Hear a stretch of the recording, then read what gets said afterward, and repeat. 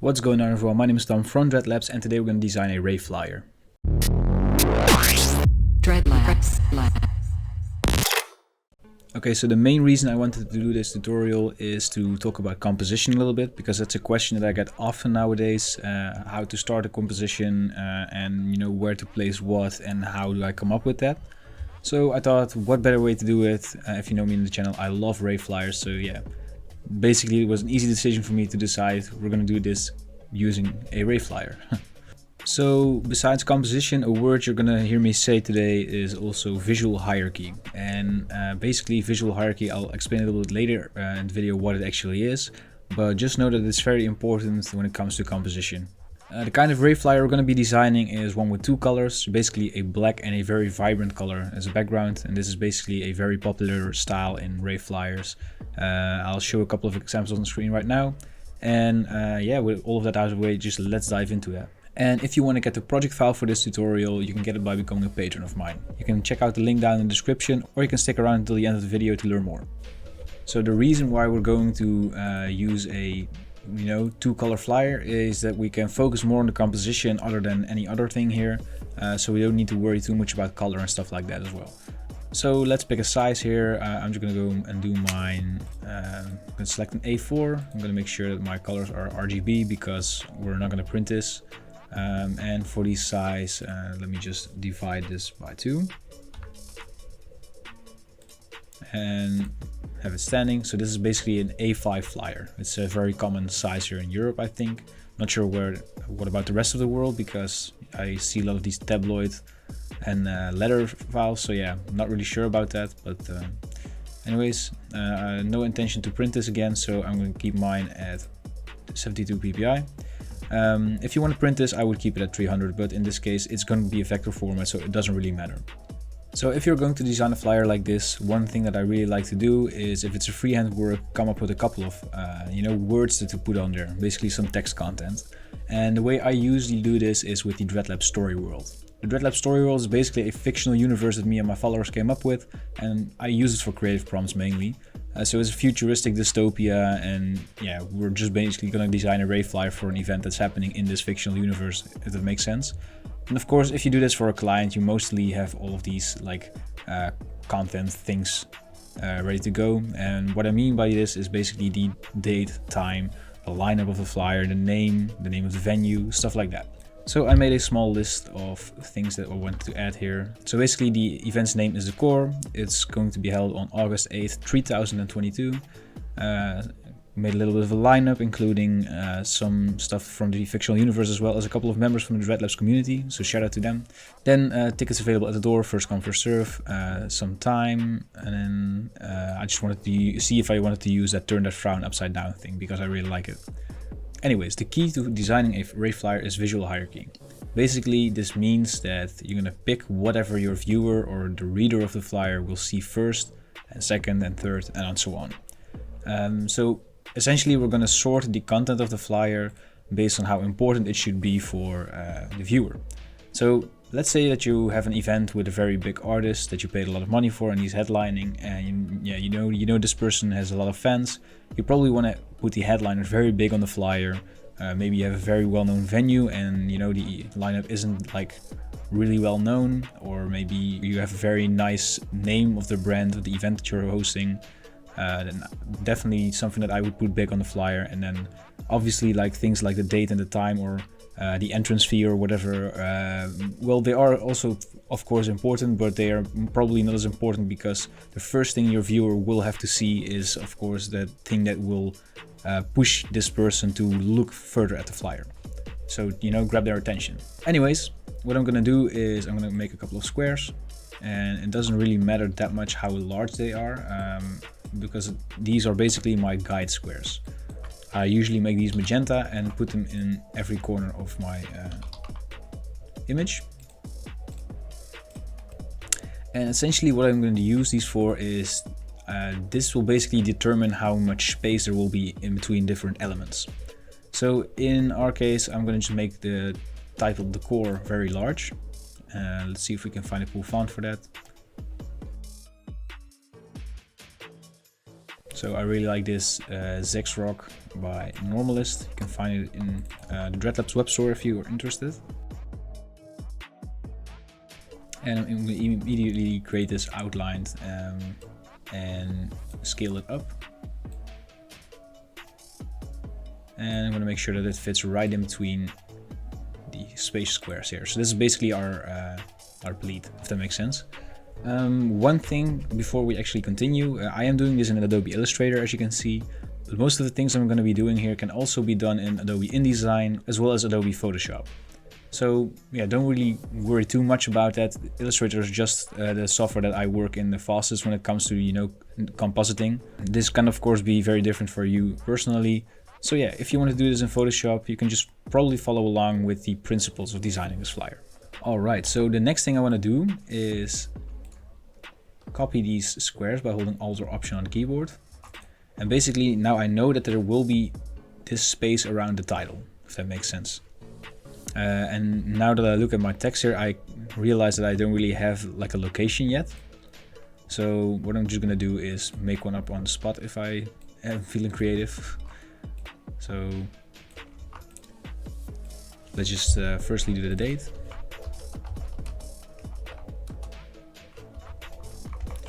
And we'll pick an easier font to read. Alright, so I decided to go with Tussilago. I hope I pronounced the font correctly. But you can find this on Adobe Fonts if you have a CC subscription. So let's just put this on the left here. And we'll copy that, put it to the right. And I'll just say and let's just make this text a little bit smaller. And usually what I try to do is also, you know, put the guides in a separate layer so I can turn them on and off easier. So I'm going to select them, go to the select same fill color. Where is it? So now I have basically all of these magenta squares selected. I'm going to cut them and go to edit, paste in place in a new layer. So now I can just switch them on and off. And as you can see, there's quite some space in between these elements, and that's something that I don't really usually like. So what I'm going to do is select both of these magenta ones and make them cyan. Go to properties, and I'm going to go half their height while setting the anchor point at the middle top here on the right. So for the height, I'm just going to go and type /2. So this is basically now 50% of the magenta squares.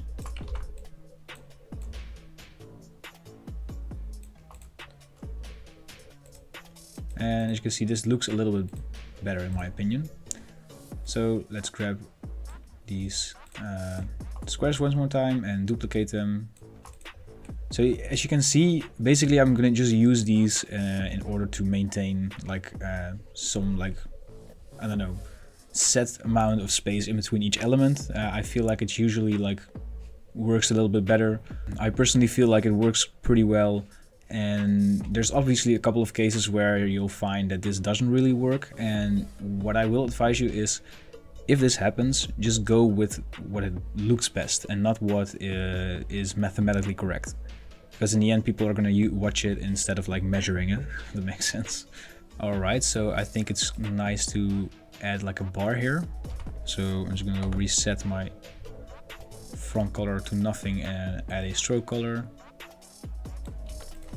And what I try to do usually is make sure that this thing is the same size as one of the space squares, because this is going to be one of those elements that hasn't really been filled with anything yet. So yeah, this will probably be like a filler illustration or something like that. So let's duplicate these two here.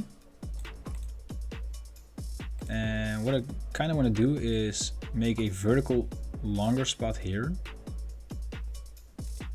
And do the same on the other side, but I want to make this a square. So I'm going to set the anchor point here to the left under the properties tab. And I'm going to see, okay, my height is this. I'm just going to copy that and paste it in the width. And obviously this wouldn't have worked because it's the same height here. So what I'm going to do is basically grab one of these cyan blocks here. I'm going to make sure that it's a square.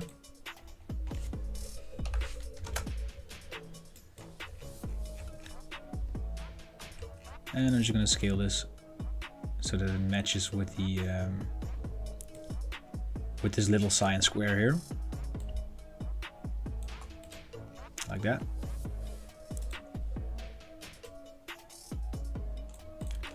So as you can see, I'm basically first determining whether where these different like content squares are going to be placed, if that makes sense. So I'm kind of thinking like some captivating image here, the lineup here, and then maybe like a stroke with the tickets available at the door here. And we obviously need a couple of things, for example the time and stuff like that, but we'll figure it out, I guess.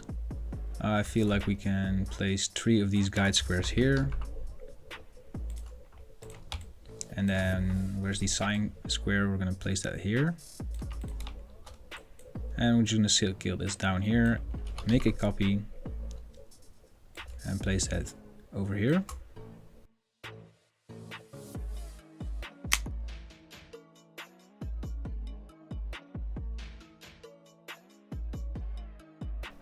Alright, it is slowly but steadily starting to look like, you know, where the contents of a Rave Flyer should be. And looking at this, I think what I want to do is split these squares up. So if I do it like this,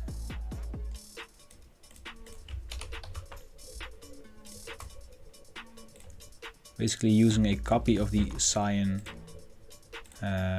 guide here to split these squares in 2, if that makes sense, with the Pathfinder. And perhaps we can just rotate these guys around so that we have a little bit more variety, because once things start to look a little bit more uniform, then it starts to be less interesting, I guess, if that makes sense. So yeah, we have the title here, which is at this point the most important part of the flyer, and I now see that I have my outlines in the wrong layer. So what I'm going to do is select all of them real quick and put them back in layer 1 so we can switch off the guides.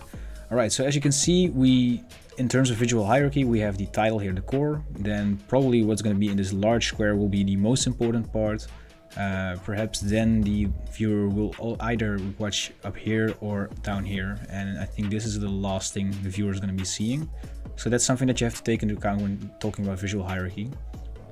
Alright, so now it's a matter of filling in the gaps. I'm going to cue a time lapse for this, but what I'm going to do is talk a little bit about what I use to fill these gaps with. And that's essentially a couple of vector packs that I made myself. You can find those in the Dreadlabs web store if you are interested.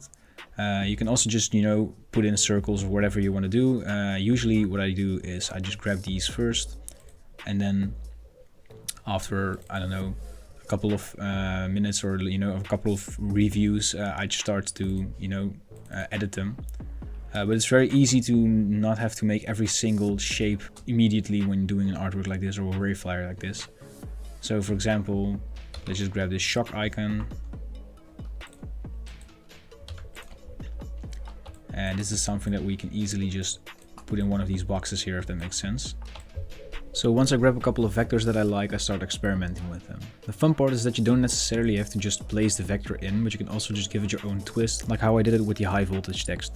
Next, I try to put the time of the event in one of the smaller boxes, but I also want to make it interestingly enough. So I ended up duplicating it and making it into a pattern by using a upside down and outline other step, if that makes sense. It's very important with this kind of style that the boxes look filled up. Otherwise, if they're going to look empty, the composition doesn't look really filled up and the whole flyer itself doesn't really look like a block anymore. So what I did is I just put the text alignment to justified so that it filled up the whole block, and then in the middle I added some lines with some zigzag added to it, and you can do that by going to Effect, Distort and Transform, Zigzag. And after adding in some more vectors from the pack to save time, I started experimenting with the second bar underneath the date and location. I'm recording this after I recorded the time lapse, so I only now see that I didn't add any text in there, sorry, but it's fine. I duplicated the outline of that block to make a clipping mask so that the globes are only visible where the rectangle is visible. Then I gave the tickets at the door a text, a look inspired by Beer Bongs and Bentleys by Post Malone, one of my favorite albums. Basically, I reduced the space between the letters, reduced the height of the text, and then skewed it a little bit with the free transform tool. You can access that by pressing E on your keyboard. I want to do something very special in the middle. Given that I don't have all day to work on this flyer, sadly, I wanted to do something quick, so I grabbed one of these smileys from the Dread Shapes bags. I got into Photoshop, pasted the image of the earth in it, and basically I added in some depth with a bevel and emboss, and then added a stamp filter from the filter gallery to make it a little bit look authentic, I guess. I then copied this back into Illustrator, used an image trace on it so that it's a vector now again, and then I basically made a background, which is a kind of spider web looking thing. It's basically made with the polar grid tool, and then I distorted it with an envelope mesh. Alright, so we're finished with the time lapse, with basically me trying to fill in the gaps of the composition here so far. So the next thing I want to do is see what this thing looks like if we add some color to it. So what I'm going to do is add a new layer. And I'm going to select a fill color, and usually a bright yellow or a bright green works very well. I'm just going to make a giant rectangle here in the background. And don't worry too much if you see any white colors here, like you see here now with the smiley and with the lightning thing here. I'm just going to select that layer entirely, go to this window here, which is the transparency window. If you cannot find it, you can go to window transparency. I'm going to group all of these together, and I'm going to change the blend mode to multiply. Alright, so yeah, this is what we have so far. Really happy with this. In the next video, I'm going to try and talk about how to use this design and change it into a custom mockup. So basically part 2 of this tutorial, which will go up, I don't know when, will be how to create your own mockups. Anyways, I hope you learned something about visual hierarchy and composition here. I know I didn't really talk that much, but it's basically, I just wanted to show you my workflow and some tools that I use to maintain visual hierarchy. Looking back at this, of course, the smiley and the title are the most eye-catching, and after that the visual hierarchy is a little bit blurry, but I think the lineup and the time here are basically the second thing that you will, or the third thing you will look at, and then like eventually you'll go into the details a little bit more. If you want to get the project file for this and the smiley that I made in Photoshop here, you can become a patron of mine. So if you don't know, if you become a patron of mine, you'll get access to all of the project files from all of my tutorials. You get a 15% discount in my assets web store, which is also where I sell a couple of these shapes. And on top of that, you'll also get an exclusive Discord role. If you go one tier up, you'll also get access to exclusive tutorial videos, such as how to start your own clothing brand and also how to make a death metal logo from scratch. On top of that, you support me in the channel and making me be able to do Dreadlabs full time, which results in giving you guys videos on a weekly basis for free. So if you want to become a patron, there's a link down in the description. So once again, a huge shout out to my patrons. And if you don't have the money to support Dreadlabs, that's also fine. A like, a comment and a subscribe help a lot already. So yeah, with all of that out of the way, this is Tom from Dreadlabs tuning out. Thank you so much for watching, and I'll see you guys in the next video.